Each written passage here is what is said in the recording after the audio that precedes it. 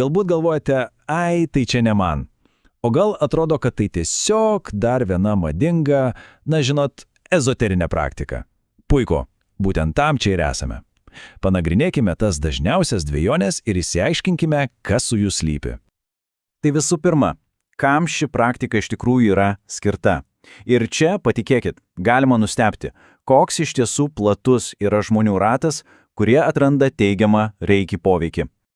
Ir štai kas labiausiai stebina – tas universalumas. Pažiūrėkite, čia matome žmonės, kurie kovoja su kasdieniu stresu, su perdegimu, o šalia sportininkai, kurie nori greičiau atsigauti po traumų, reikia padeda ir tiems, kurie kenčia nuo lėtinių skausmų, ir tiems, kurie tiesiog ieško vidinės ramybės, dvasinio augimo. Netgi jaunoms mamoms, kurioms po gimdymo reikia atgauti emocinį stabilumą. Spektras tikrai neįtikėtinai platus. Gerai, o dabar dar konkrečiau.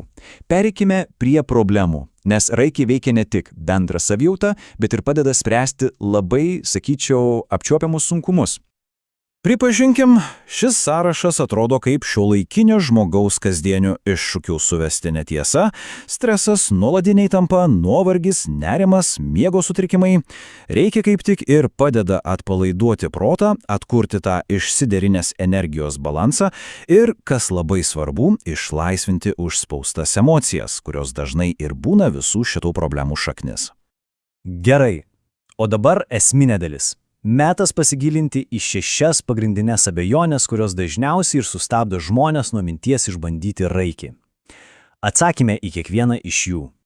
Pradėkime nuo ko gero populiariausio skeptiko argumento.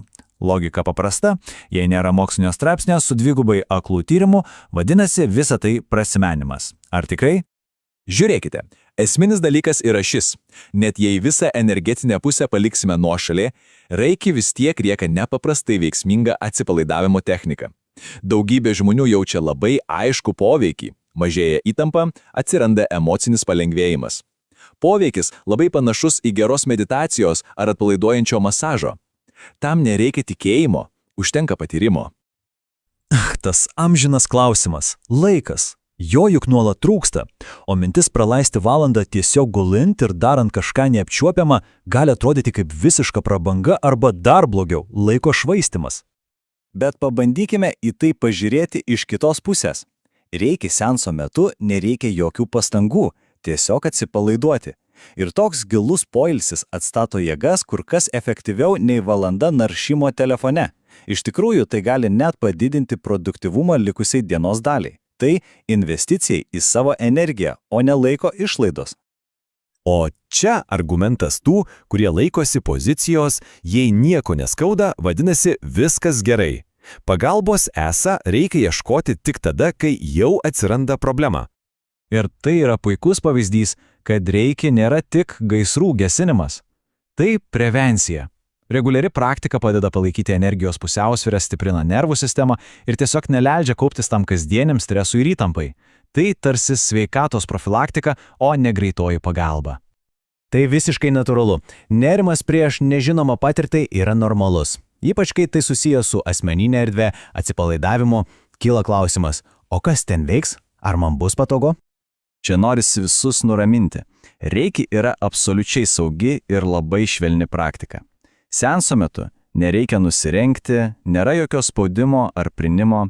Maestro delnai švelniai priglaudžiami prie kūno tam tikrose vietose, taip, kad būtų jaučiamasi maksimaliai patogiai ir saugiai. Viskas vyksta labai ramioje, palaikančioje aplinkoje. Šis klausimas ypač jautrus žmonėms, kuriems svarbus jų dvasinis kelias. Kyla baimė, kad galbūt reikiai yra kažkokia religinė praktika, nesuderinama su jų įsitikinimais. Ir atsakymas čia labai aiškus ir paprastas. Reiki nėra religija. Čia nėra jokių dogmų, jokios tikėjimo sistemos. Tai tiesiog natūrali energijos terapija, paremta harmonija ir gerove. Ji puikiai dera su bet kokiu tikėjimu ar gyvenimo būdu, nes jos tikslas tiesiog padėti atsipalaiduoti ir jaustis geriau. O čia vilties praradusių žmonių balsas. Tas jausmas, kai rankos tiesiog nusvyra. Kai atrodo, kad išbandyta jau viskas, o rezultato kaip nėra, taip nėra, sunku patikėti, kad dar kažkas gali padėti.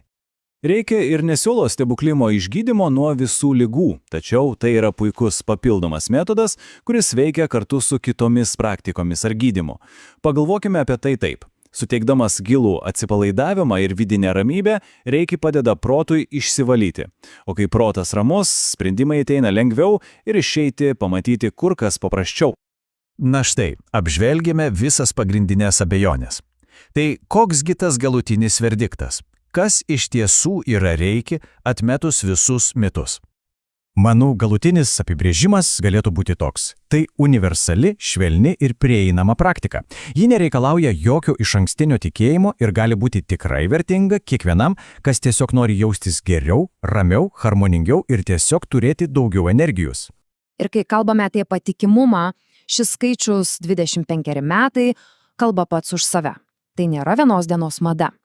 25 metai patirties reiškia gilų supratimą, 1000 valandų praktikos ir svarbiausia – laiko patikrintus rezultatus. Tai sukuria pasitikėjimą. O jeigu kilo noras patiems patirti šį metodą, labai svarbu pasirinkti patyrusį vedlį.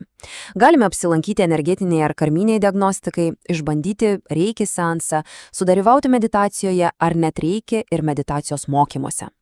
Šias konsultacijas teikia karmos meistras ir Reiki mokytojas Virginijus Mockus, kurio, kaip jau minėjome, 25 metų patirtis yra geriausios kokybės ženklas. Ir pabaigai, tiems, kurie nori sužinoti daugiau, pasisemti gerų idėjų ir patarimų, verta apsilankyti svetainėse reikimokymai.lt ir motivatorius.lt. Tikimės, kad tai taps puikia pradžia kelionėje į ramesnę ir harmoningesnę kasdienybę.